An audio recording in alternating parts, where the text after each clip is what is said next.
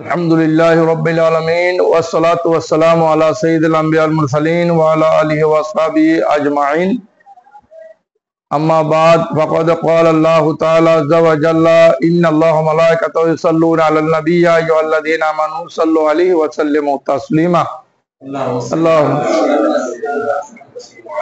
अला आलि सय्यिदिना मौलाना मुहम्मद सल्लल्लाहु अलैहि वसल्लम। अस्सलामु अलैकुम व रहमतुल्लाहि व बाराकातुहू। তোমরা কেমন আছো? আমরা আলহামদুলিল্লাহ আমি খুব ভালো আছি। আমরা আজকে জামিয়া উদুদিয়া সুন্নিয়া কামিল মাস্টার ডিগ্রি মাদ্রাসার পক্ষ থেকে ক্লাস নেব ইনশাআল্লাহ ইবনে মাজা শরীফের।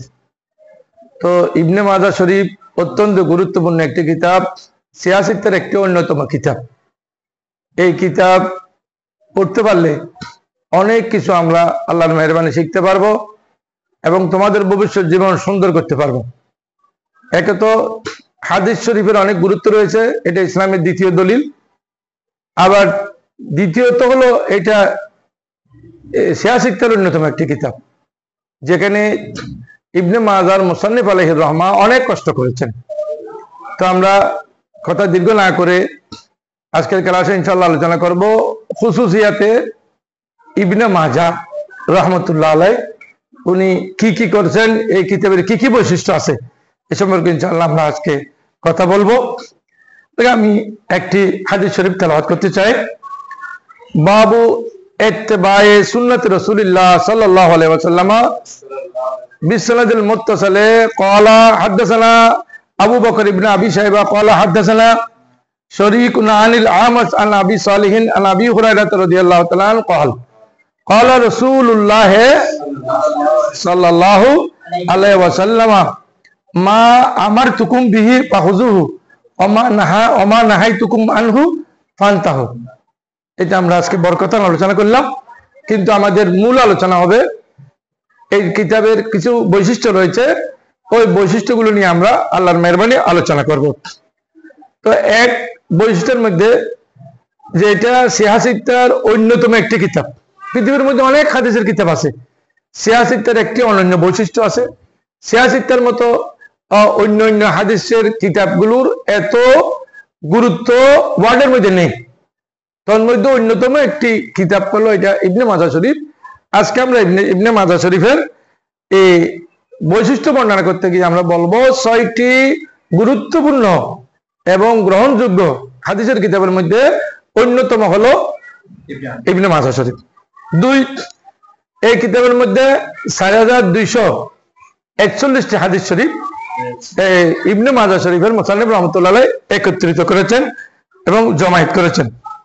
3, এই কিতাবের মধ্যে 1500টি অধ্যায় রয়েছে, 32টি খণ্ডে সাজানো হয়েছে, যাহা পাঠকদের জন্য একেবারে সহজবুদ্ধ। পাঠকরা যখন এটা পড়তে যাবে তাহলে আরাম পড়তে পারবে। 4, বর্ণনাকারীগণ নির্ভরযোগ্য এবং সূত্রটা খুবই বিশুদ্ধ ইবনে মাজা শরীফের।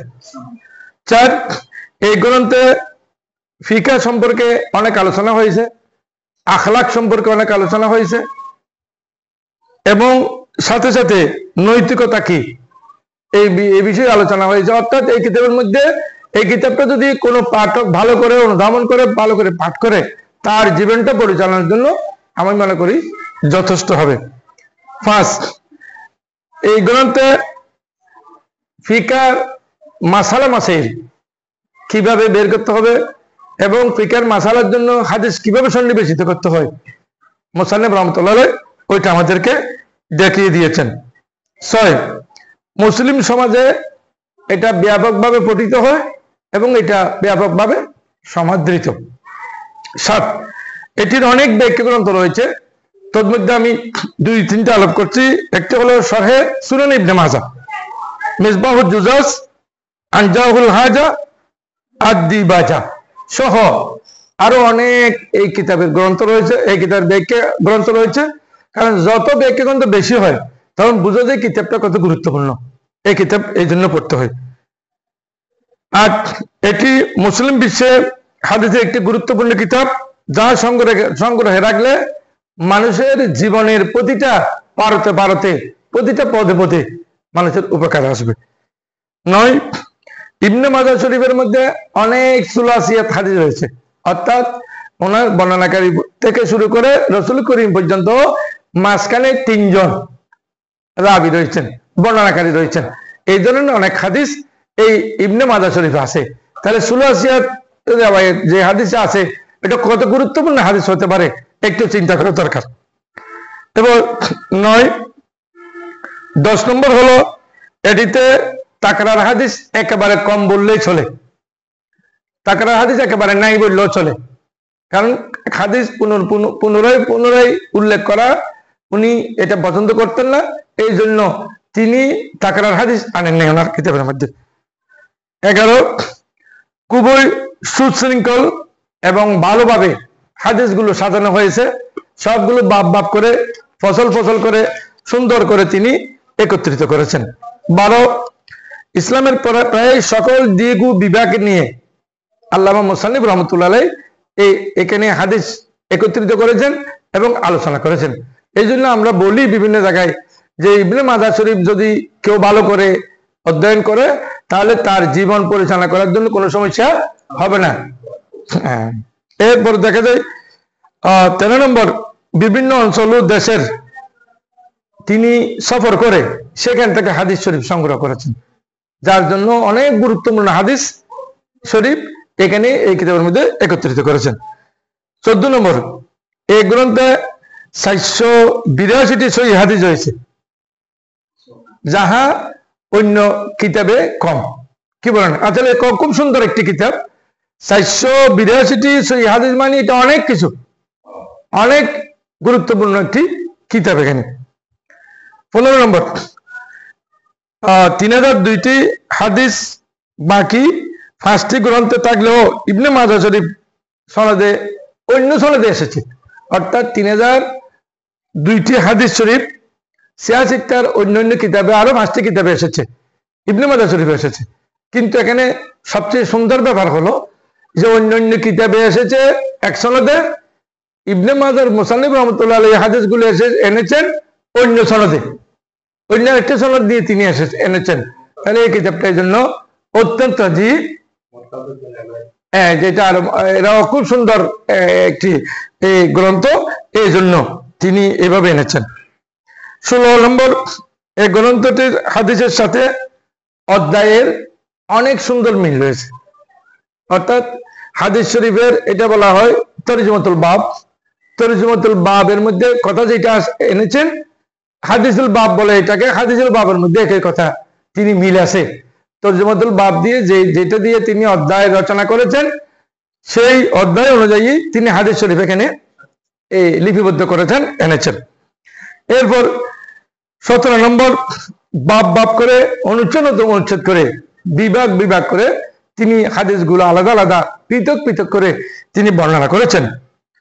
18 নম্বর, এটি কেবলমাত্র হাদিস গ্রন্থ নয়, এখানে ফিকহের অসংখ্য মাসালা রয়েছে। হাদিস শরীফের মাধ্যমে রাসূল করিমের নুরানি জবানে, সাহাবায়ে কেরাম তাবিনদের নুরানি জবানে কি বলেছেন, এটা এই হাদিসগুলো এনে তিনি আমাদের জন্য ফিকহের মাসাইল এখানে সুন্দর করে বর্ণনা করেছেন।